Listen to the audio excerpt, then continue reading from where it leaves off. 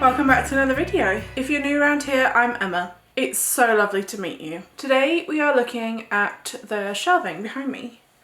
I have just transferred this to our spring look. I tend to update it once a season, sometimes twice a season, so we do like early spring, late spring. As always, there's building work going on here, always.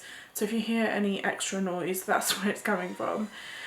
So I took everything off and I rebuilt it with a slightly more pared back look.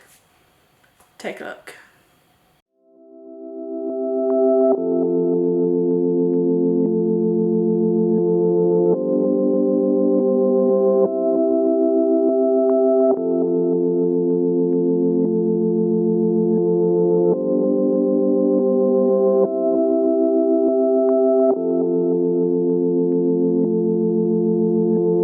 So I left the gin section here because I want to just directly transfer it to a different shelf. Here, as much as I love it, it's too central, it's too busy, so it's going to move to one of the top sections over there, and I might even spread it across two sections.